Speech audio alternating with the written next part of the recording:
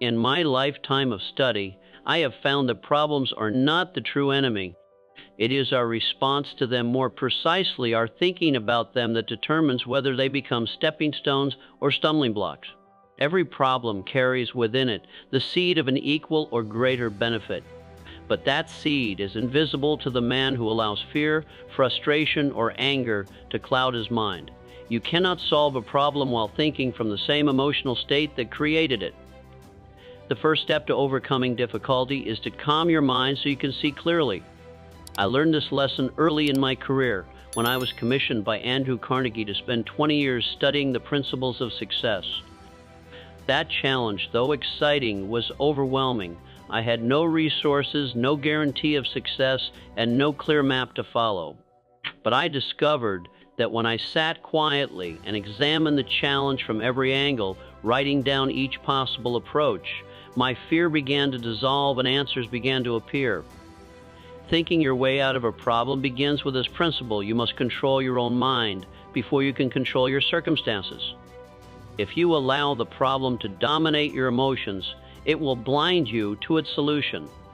If you master your emotions, you master the problem. Here is the process I have taught to hundreds of men. Define the problem in writing. And the mind loves to exaggerate uncertainty. The act of defining it strips away the mystery. Separate facts from opinions. Many so-called problems are built on assumptions. Ask yourself powerful questions. What do I want instead of this? What resources do I already have? Who can help me? Refuse to accept defeat as final. See the problem as temporary and solvable, and your mind will begin to search for solutions automatically. Remember this truth: the human mind is the greatest problem-solving machine ever created, but it works best when given a definite aim. When you instruct your mind to find a way out, and you persist in that instruction, it will gather ideas from your experiences, your knowledge, and even from sources you cannot consciously see. I have witnessed men in the depths of failure rise to heights they never imagined, simply because they learned to ask the right questions and persist in searching for answers until the problem was solved. Thinking your way out is not a one-time trick, it is a discipline. Most people, when faced with a difficulty, begin by thinking about the problem itself, its size, its pain, its injustice. They replay the situation over and over, feeding it with their energy until it grows larger in their mind than it is in reality. This is the first mistake. You do not escape a pit by studying the darkness. You escape by fixing your eyes on the light. When I was researching the lives of successful men, I found that they all shared a habit of solution-focused thinking. When confronted with a challenge, they shifted their minds quickly from "why did this happen to me" to "how can I turn this to my advantage?" They trained themselves to see every setback as raw material for progress. One man in particular, a manufacturer, faced the sudden loss of his largest customer. His competitors expected his business to collapse. Instead, he asked himself, what opportunity is hidden here? That question led him to diversify his client base, which not only replaced the lost revenue but doubled his profits within a year. The problem had forced him to strengthen his foundation, and in the end, it became the best thing that had happened to him. This illustrates the second principle in thinking your way out of any problem. Never accept the problem at face value. Look for the hidden opportunity. There is always one, but you will not find it while your mind is clouded with anger or fear. I've often advised my students to use what I call the distance technique. When a problem seems overwhelming, imagine that it belongs to someone else, a friend who has come to you for advice. Ask yourself, what would I tell him to do? This simple shift removes the emotional fog and allows your reasoning to work with clarity. A man's greatest tool in problem solving is controlled attention. Whatever you dwell upon grows stronger in your life. If you dwell on the problem, it expands. If you dwell on the solution, it expands. This is not philosophy, it is a practical law of the mind. I will also tell you this: no problem can withstand sustained, concentrated thought. When you commit to thinking about a solution every day, In writing with focus, your subconscious begins working on it even when you are not aware. Ideas will strike you in the shower, while walking, even in dreams. The mind rewards those who persist in giving it a task. The next step in thinking your way out of any problem is to break it down into smaller, manageable parts. The human mind can feel overwhelmed when it faces a large, undefined obstacle. But the same mind becomes confident and resourceful when the challenge is divided into steps. When I was advising a young man deep in debt, he came to me in a state of panic. His mind was consumed with the thought, "I owe too much, I'll never get out." That thought alone had paralyzed him. I told him to stop thinking of the debt as a whole and instead list every creditor, every amount, every due date. Then we prioritized which to pay first and devised a plan for earning the additional income needed. Once he could see the problem in smaller pieces, he stopped feeling helpless. He began to act, and within a year he had cleared his debts. The situation had not been impossible. It only felt impossible because it was unorganized in his mind. Here is a truth worth engraving in your memory. Clarity is the enemy of fear. When you see the problem clearly and specifically, fear loses its grip and your reasoning can go to work. Another tool I have taught is what I call the alternate pathways exercise. Write your problem at the top of a page. Beneath it, list as many possible solutions as you can without judging them. Do not worry whether they are perfect or realistic in the moment, just get them on paper. The act of writing breaks the mental logjam, and often the solution appears in a form you did not expect. You must also protect your thinking time.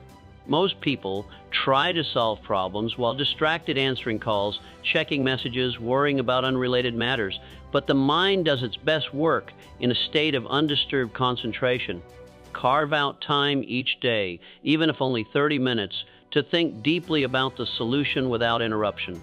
It was in such periods of concentrated thought that I wrote much of my philosophy of achievement. The answers I sought rarely appeared when I was rushing. They came when I gave my mind space to connect ideas freely. Finally, remember this principle. Never approach a problem from the standpoint of if. It can be solved only from the standpoint of how. The moment you question whether a solution exists, you weaken your mind's ability to find it. Approach every difficulty with the assumption that an answer is possible, and you will be far more likely to discover it. No man has a monopoly on wisdom. One of the fastest ways to think your way out of a problem is to borrow the thinking power of other minds. This is the principle of the mastermind, the alliance of two or more people who work in harmony toward a definite purpose. When you surround yourself with people of varied experience, you gain access to ideas and perspectives you could never develop alone. A man trapped in his own thoughts can become blind to obvious solutions, but another mind, free of his emotional entanglements, can see the path clearly. I recall a businessman who came to me convinced that his enterprise was doomed. His sales had dropped, costs had risen, and morale in his company was low. I introduced him to a small group of trusted advisors, a banker, a marketing expert, and a seasoned manufacturer. In the course of a single afternoon's discussion, they identified 3 specific changes he could make to turn the situation around. Within 6 months, his business was not only saved but profitable again. The lesson is this: when you face a problem, resist the urge to carry it alone. Select advisors who will tell you the truth, not just what you want to hear, and present them with the facts plainly. Invite their suggestions without defensiveness. Even if you use only part of their advice, you will emerge with a clearer picture of your options. A second strategy is to study how others have solved similar problems. There is no new difficulty under the sun. Someone, somewhere, has faced and overcome a challenge like yours. Search biographies, industry reports, and case studies for solutions that can be adapted to your situation. When you model proven strategies, you save yourself years of trial and error. But beware, the mastermind principle works only when there is harmony among its members. If your group is filled with discord, ego, or mistrust, it will drain your energy instead of multiplying it. Choose your collaborators as carefully as you would choose partners for a long voyage. And never forget, while others can help you see the way, the responsibility to act remains yours. A man may be given a map, but he must still take the steps himself. The ability to think your way out of a problem is greatly increased when you combine your own reasoning with the combined experience of others. It is like adding more lanterns to a dark path. The more light you have, the fewer wrong turns you'll make.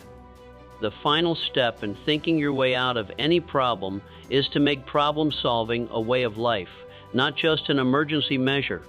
A man who learns to think clearly only when disaster strikes will find himself constantly scrambling. But the man who trains his mind daily to analyze, to seek opportunity, and to remain calm under pressure will meet trouble as an expected guest, not as an ambush. Start by developing the daily discipline of deliberate thinking. Set aside time to review your goals, examine your current challenges, and imagine multiple solutions. Do this before the fires start, and you will often prevent them entirely. Next, cultivate the habit of mental resilience. When the unexpected happens, and it will refuse to allow your first reaction to be fear or anger, pause, breathe, remind yourself that this situation contains within it something you can use. That pause is often the difference between a costly mistake and a breakthrough solution. I have trained many students to carry a small notebook specifically for capturing ideas. Whenever a thought, insight, or potential solution appears, write it down immediately. You may not need it today, but when the right problem comes along, that note could be the key you were searching for. Also, keep your mind supplied with fresh material. Read widely, converse with people outside your usual circle, and study industries other than your own. The best solutions often come from applying an idea from one field to a problem in another. A fresh mind is a fertile mind, and a fertile mind is never short of options. Finally, live by this truth. Every problem is temporary. Your response can be permanent. Circumstances change, markets shift, obstacles appear and disappear, but the habit of disciplined thinking, once developed, will serve you for life. I have faced problems that threatened to ruin me, but each time I remembered that my greatest asset was not money, not connections, not even my reputation. It was my ability to control my mind, to direct my thoughts toward solutions, and to refuse to let the problem dictate my fate. If you master this habit, you will discover that no difficulty is final, no setback is fatal, and no situation is beyond the reach of a mind that is calm, clear, and committed to finding the way forward. That is how you think your way out of any problem. So, not by chance, not by luck, but by training your mind to be the master, never the servant of your circumstances.